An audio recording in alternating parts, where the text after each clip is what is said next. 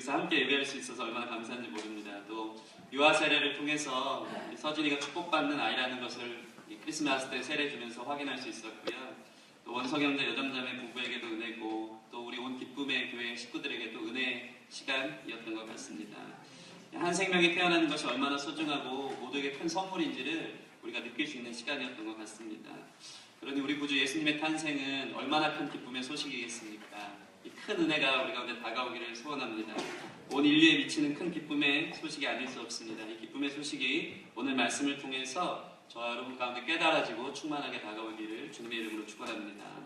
오늘 말씀의 주인공들은 목자입니다. 목자들은 히브리 민족에게 매우 친숙한 직업입니다. 이스라엘 백성들에게는 유목 문화 속에서 아주 쉽게 찾아볼 수 있는 사람들이었던 것이죠.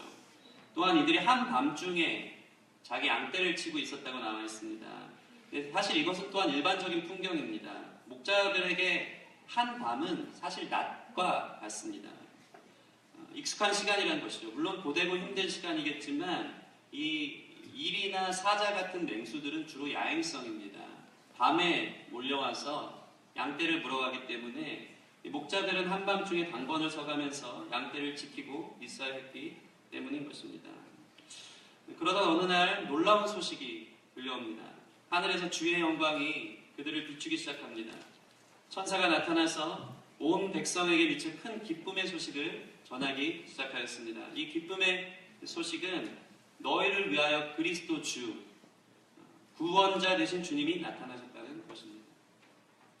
그러더니 천상에서 갑자기 천군 천사가 등장하기 시작합니다. 그분이 만왕의 왕, 만군의 주 되심을 나타내는 것 같습니다. 하늘나라에서 도열식이 열립니다. 국군의 날처럼 천상의 군대들이 다 줄을 서서 도열하면서 놀라운 천상의 fanfare가 울려 퍼지기 시작합니다. 우리 14절 말씀 같이 한번 읽어보겠습니다. 오늘 말씀 14절 말씀 같이 읽어보겠습니다. 시작! 지극히 높은 곳에서는 하나님께 영광이요 땅에서는 하나님이 기뻐하신 사람들 중에 평화하로다. 지극히 높은 곳에서는 하나님께 영광이요 땅에서는 하나님이 기뻐하신 사람들 중에 평화입니다. 이 얼마나 멋지고 아름다운 풍경이겠습니까?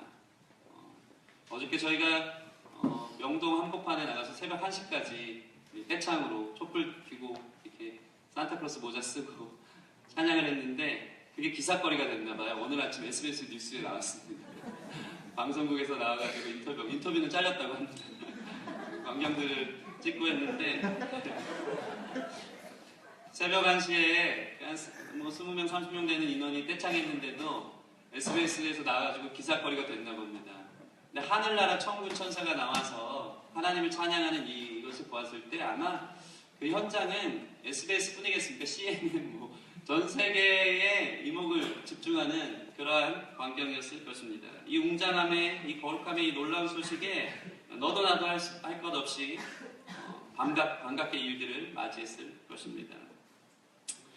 그런데 참 마음에 걸리는 무엇이 있습니다. 그것이 무엇입니까? 14절 말씀 저희가 읽은 말씀을 보면은 땅에서는 평화인데요. 그죠? 하늘엔 영광, 땅에는 평화 우리 잘 알죠? 땅에는 평화인데 앞에 조건이 있습니다. 누구에게 평화인 거죠? 하나님이 기뻐하신 사람들 중에 평화입니다. 평화는 평화인데 하나님이 기뻐하신 사람들 중에 평화라는 것입니다. 하나님이 기뻐하신 사람들 중에 평화? 그럼 나는 아닌가? 하나님의 은혜를 입은 사람만 그 평화를 누리는 것인가? 나랑 상관없는 얘기인가? 여러분, 이 복음, 이 기쁜 소식, 온 세상에 미치는 이 복음이라는 것이 참 신기합니다. 복음은요, 특별하면서도 보편적입니다. 개인적이면서도 인류에게 들리는 소식이고, 비밀스러우면서도 대중적이고, 신비하면서도 현실적입니다. 오늘 말씀도 가만 보면 이러한 역설이 있는 것 같습니다. 히브리 민족에게 익숙한 목자들에게 나타났다는 것은 상당히 대중적이고 보편적으로 열려있다는 소식이라는 것입니다. 그래서 10절 말씀 보면 천사들은 이렇게 먼저 얘기하고 있습니다. 천사가 이르되 무서워하지 말라. 보라, 내가 온 백성에게 미칠 큰 기쁨의 좋은 소식을 너에게 전하노라. 온 백성에게 미칠 큰 기쁨의 좋은 소식인데요. 14절 말씀에서 걸리는 것입니다. 그런데 그 좋은 기쁨의 소식인데 하나님이 기뻐하신 사람들이라는 조건이 달리면서 일반적이고 대중적인 목자들이 아닌 특별한 목자에게만 개인적이고 비밀스럽게 특별한 누군가의 얘기로 복음이 들리는 것이구나 라고 생각이 된다는 것입니다. 말이 앞뒤가 안 맞는 것 같습니다. 우리가 너무나도 잘 아는 요한복음 3장 16절 말씀, 하나님이 세상을 이처럼 사랑하사 독생자를 주셨으니 이는 저를 믿는 자마다 멸망치 않고 영생을 얻게 하려 하십니다. 이것도 마찬가지입니다. 하나님이 세상을 이처럼 이 세상을 다 사랑하셔서 독생자를 주셨는데 보편적인데 조건이 있는 거죠. 누구든지 이는 저를 믿는 자마다 영생을 얻게 하려 하십니다. 개인적이고 비밀스럽고 특별하다는 것입니다. 그럼 도대체 누가 믿는 사람들이고 누가 하나님이 기뻐하시는 사람들이 되는 것이겠습니까? 오늘 말씀을 통해 그 복음의 비밀을 깨닫고 이 기쁜 소식의 수혜자들이 우리 온 모든 성도님들에게 임하기를 주님의 이름으로 소원합니다. 어떤 사람이 하나님이 기뻐하신 사람이라는 것을 발견할 수 있을까요? 따라해 보겠습니다. 첫째, 작은 표적에 눈을 떼지 말라. 여러분, 오늘 목자들에게 천사들이 나타난 것은 너무나 큰 충격이었습니다. 얼마나 신비롭고 놀라웠겠습니까? 그런데 천사들이 전한 소식이 더 충격적이었습니다. 온 세상에 미칠 큰 기쁨의 좋은 소식이었다는 것입니다. 세상 사는 거 고되고 힘들고 절망스럽고 나는 도대체 어떤 인생인가? 나는 어디로부터 와서 어디로 가는가? 날이 갈수록 고난이 많고 슬픔이 많은 이 현실 속에서 이 비극적인 게 인생인가? 이렇게 청승 떨면서 노래만 하고 있었는데 이런 인생을 구원할 기쁨이 있다고 천사들이 반가운 소식을 전하고 있는 것입니다. 여러분 믿으시기 바랍니다. 우리의 절망의 인생 가운데 소망 되신 주님이 기쁨의 소식이 이 시간 복음을 통해서 들려지는 줄 믿습니다. 이 소식은요, 온 세상에 미칠 기쁨의 소식이라는 것입니다. 대학 합격 소식보다, 프로포즈에 성공한 소식보다 기쁘고 반가운 소식이라는 것입니다. 그런데 반전이 있었습니다. 온 세상을 구원할 메시아 치고는 너무 초라하고 없어 보이는 말구 위에 태어났다는 것입니다. 우리 11절에서 12절 말씀 같이 읽어보겠습니다. 11절, 12절 시작. 오늘 다윗의 동네에 너희를 위하여 구주가 나셨으니 곧 그리스도 주시니라. 너희가 가서 방구에 쌓여 그 위에 누워있는 아기를 보리니 이것이 너에게 표적이니라. 이것이 표적이랍니다. 마치 약장사가 약을 팔듯이 처음에는 과장하고 포장하고 있어 보이게 온 세상에 미칠 큰 기쁨의 소식이다라고 얘기했는데 본론으로 딱 들어가서 봤더니 별거 없는 것 같습니다. 사기 맞은 것 같습니다. 구주, 구원자 되신 주님, 왕 되신 주님이 말구 위에서 난다는데 그게 표적이라는 것입니다. 온 인류의 구원자가 말구 위에 있는, 누워있는 아기라고? 그게 표적이라고? 그러나 여러분, 복음은 비밀스럽고 특별하다고 했습니다. 복음의 은혜를 입으면 이 작은 표적에서 눈을 떼면 안 되는 줄 믿습니다. 우리를 향한 놀라운 구원은요, 우리 안에 다가오는 작은 표적에서 시작되는 것입니다. 이것을 기억하시기 바랍니다. 그런데 오늘 말씀에 나오는 목자들처럼 그 표적에 주목하시기 바랍니다. 그 표적이 여러분의 삶을 바꾸기 시작할 것입니다. 여러분 이 자리에 있는 것이 주님께서 여러분에게 허락된 작은 표적이 될 줄 믿습니다. 지금 내가 딸의 요청에 의해서 또는 엄마의 성화에 의해서 이 자리에 나왔지만 이것이 여러분을 향한 작은 표적의 시작인 줄 믿습니다. 내가 지금 교회에 나와 예배하고 있다는 이 일을 여러분 작게 여기지 마십시오. 이것이 바로 여러분의 삶의 역사의 시작, 구원의 시작이 될 줄 믿습니다. 이 자리는 예사로운 자리가 아닙니다. 별것 아닌 것 같고 그냥 한 날 와서 행사하듯이 온 것 같지만 여기에 주목하는 자들에게는 하나님의 은혜가 임하는 놀라운 표적이 되는 역사가 있을 줄 믿습니다. 삶에 다가온 잔잔한 말씀의 감동들, 이것이 여러분에게 표적이 되어 여러분의 인생을 바꿔놓는 계기가 될 수 있습니다. 그것을 믿으시기 바랍니다. 세상 살기 바쁘고 예수님에 대해서 관심이 없었고 어릴 적 교회 다녀봤기 때문에 식상하고 그저 세상 종교의 하나인 그리스도교, 기독교구나라고 생각했던 모든 생각들을 버리시기 바랍니다. 이 복음이 오늘 여러분에게 다시 들려온다면 이것은 주님께서 허락하신 또 한 번의 표적인 줄 믿습니다. 아기 예수를 주목하시기 바랍니다. 그분은 온 세상 죄를 지고 우리를 구원하신 구주 되신 줄 믿습니다. 여러분 안에는 작은 감동, 작은 사인, 작은 마음, 그리고 여러분 예배를 마치고 생기는 작은 다짐들을 예사롭지 않게 여기시길 바랍니다. 그것을 소중하게 간직하시기 바랍니다. 별것 아닌 게 아닙니다. 대수롭지 않게 여기지 않기를 바랍니다. 그 작은 감동, 작은 다짐이 여러분을 하여금 예수 그리스도께 인도하는 놀라운 역사가 될 줄 믿습니다. 믿음의 작은 씨가 뿌려질 때 30배, 60배, 100배의 결실이 맺어지는 것입니다. 아기 예수께 주목하십시오. 거기에 역사가 있는 것입니다. 두 번째로 어떤 자들이 하나님의 기뻐하신 사람들이 되는 것인가? 따라해 보겠습니다. 빨리 가서 찾아보라. 여러분, 오늘 목자들은 구유에 누이신 아기 예수를 이 기쁜 소식의 표적임을 믿고 찾아갑니다. 구유에 누인 아기가 온 세상의 구원자라고? 어디 한번 내 눈으로 확인해 봐야겠다. 내 눈으로 확인해 봐야겠다고 직접 찾아 나선 것입니다.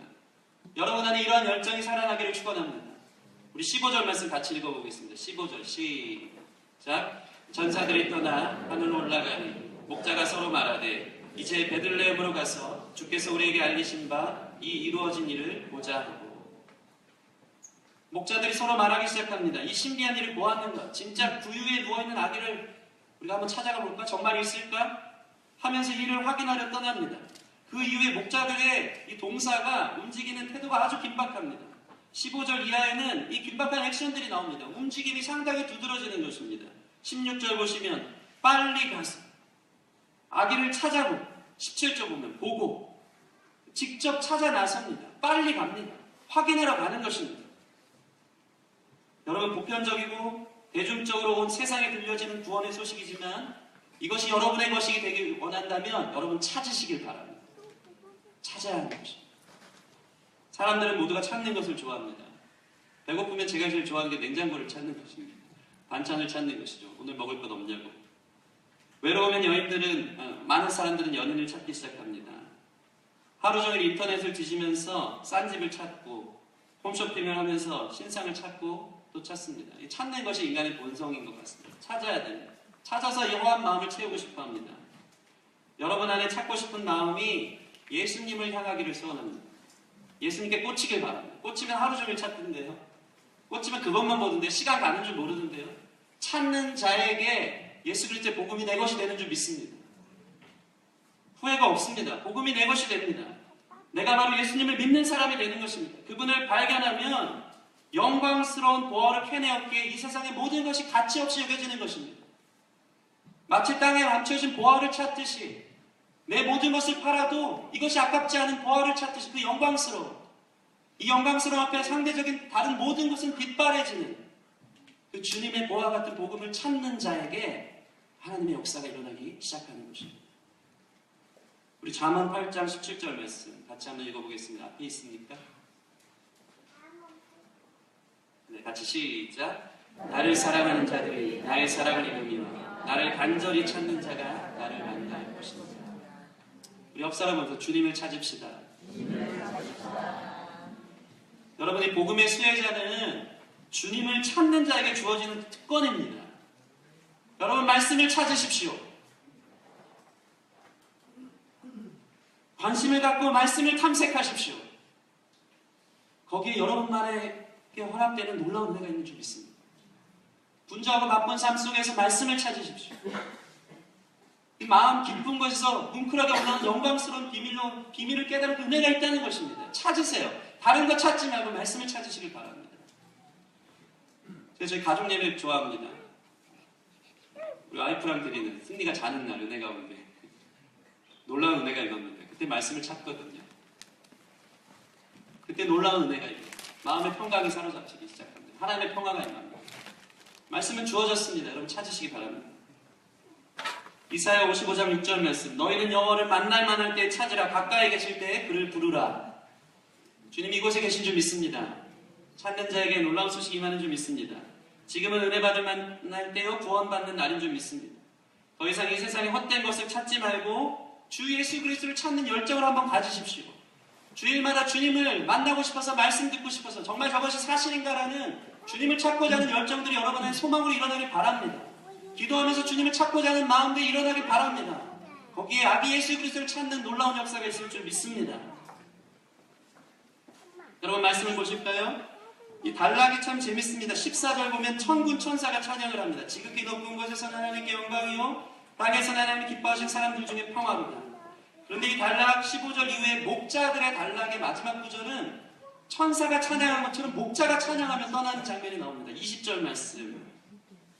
이 목자들이 그 바톤을 이어받습니다. 아기 예수를 찾은 그들이 이제 마음 기쁜 곳에서 천군 천사의 노래가 아닌 자기들의 노래로 부르기 시작한다는 것입니다. 우리 10절 말씀 같이 읽어보겠습니다. 시작. 목자들은 자기들에게 이르던 바와 같이 듣고 본 모든 것을 인하여 하나님께 영광을 돌리며 찬송하며 돌아다니라. 아멘. 이게 찾은 자에게 주시는 은혜인 줄 믿습니다. 여러분 오늘 예배를 통해서 주님의 은혜를 찾았을 때에 여러분이 찬송하며 돌아가는 귀한 역사가 있는 줄 믿습니다.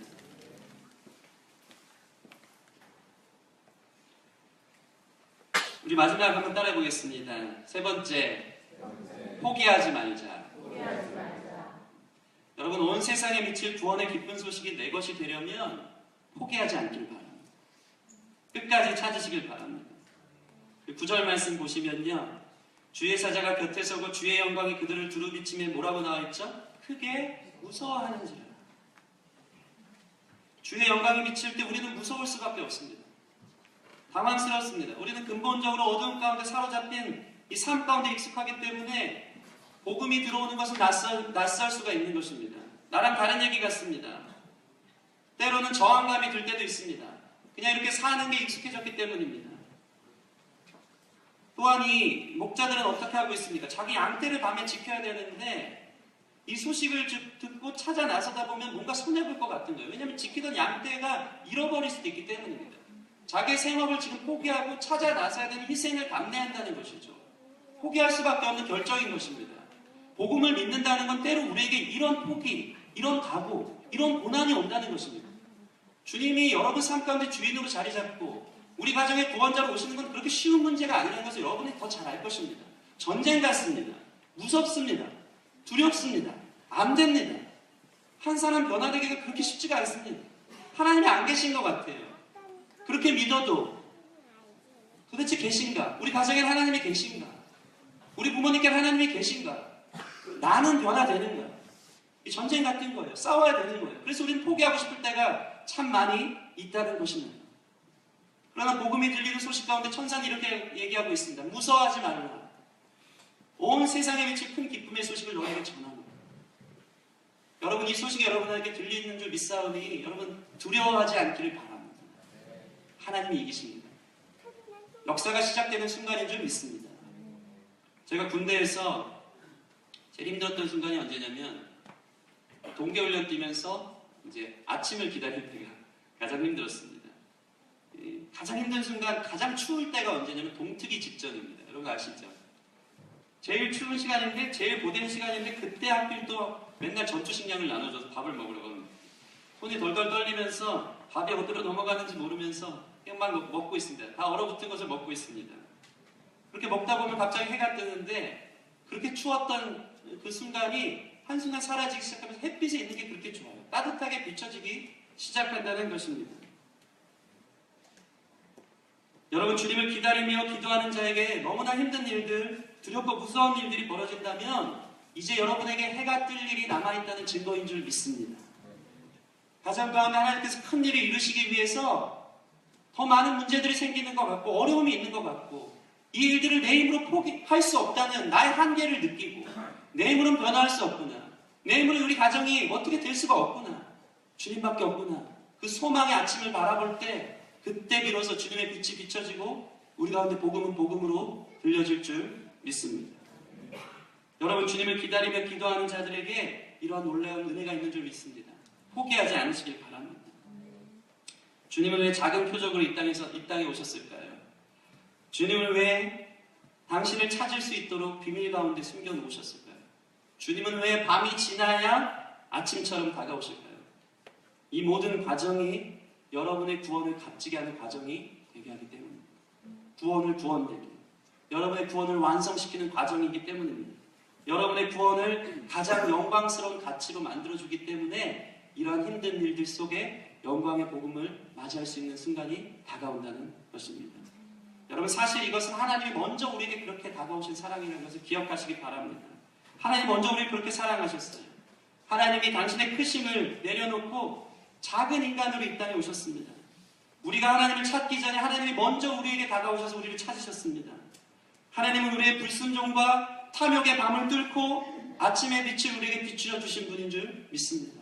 그 주님이 먼저 찾아가셨기 때문에 이 자리에서 주님을 만나는 귀한 역사가 있기를 바랍니다. 이 복음의 보편성이 여러분을 향한 사랑의 특별함으로 다가와서 온 세상 성탄의 기쁨이 바로 우리 자신의 기쁨이 되기를 주님의 이름으로 축원합니다. 기도하겠습니다.